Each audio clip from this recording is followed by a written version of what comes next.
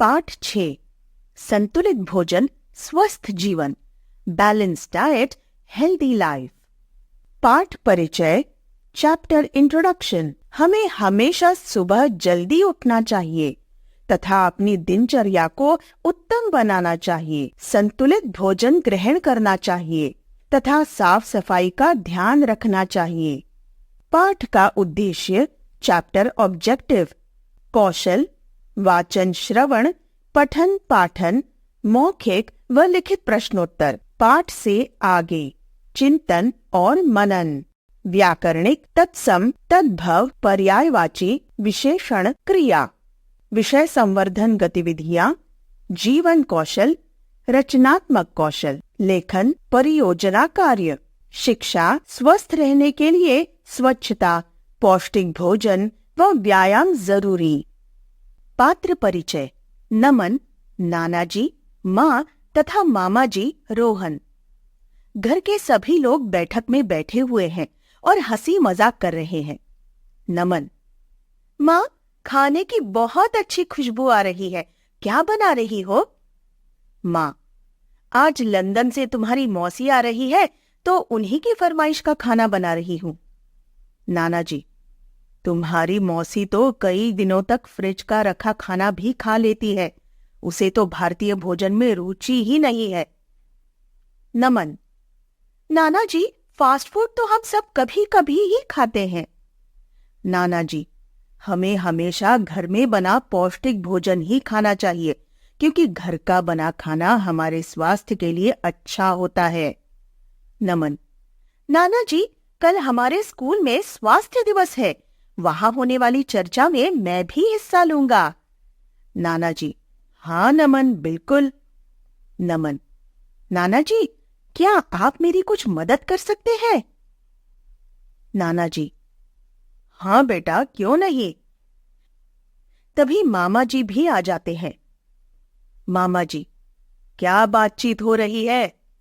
माँ: अरे रोहन, तुम कब आए? बिल्कुल ठीक समय पर आए हो। कल नमन के स्कूल में स्वास्थ्य दिवस मनाया जा रहा है, उसी के बारे में कुछ बातें हो रही है। नमन: मामा जी, आप भी कुछ स्वास्थ्य से संबंधित बातें बता दीजिए। स्कूल में सब संतुलित भोजन से संबंधित बातें करते हैं, क्या आप बता सकते हैं कि संतुलित भोजन क्या है? मामा जी: दाल, हरी सब्जियां, रोटी, दूध, दही, सलाद आदि हमारे शरीर को पौष्टिक तत्व प्रदान करते हैं। जब हमारे आहार में इनकी आवश्यक मात्रा शामिल की जाती है तो उसे ही संतुलित भोजन कहा जाता है। पौष्टिक तत्वों की कमी से शरीर में रोगों से लड़ने की ताकत कम हो जाती है और हम बीमार पड़ जाते हैं। नमन: हम रोज रोज खाना खाने से ऊब भी तो जाते हैं, क्या फास्ट फूड जैसे खाने को पौष्टिक नहीं बना सकते हैं?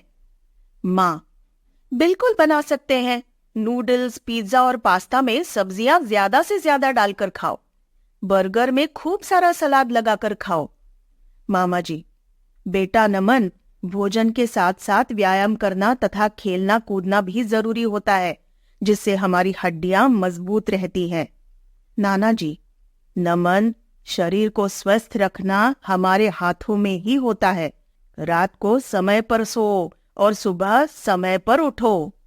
सुबह 15 मिनट व्यायाम करोगे तो शरीर में दिन भर ताजगी बनी रहेगी। रोज नहाना, शरीर को साफ रखना, साफ सुथरे कपड़े पहनना, यह सब चीजें हमारे शरीर को स्वस्थ रखती हैं। मामा जी: खाने से पहले और बाद में अच्छी तरह से हाथ धोना, दांत साफ करना आदि बहुत जरूरी है, क्योंकि कीटाणु हाथों के रास्ते पेट में पहुंच सकते हैं। दांत साफ न करने पर दांतों में सड़न पैदा हो जाती है, जिससे मुंह से दुर्गंध आने लगती है।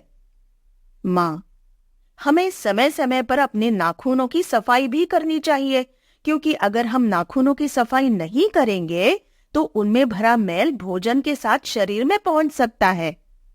नाना जी: स्वच्छता का ध्यान रखोगे तभी स्वस्थ बन पाओगे।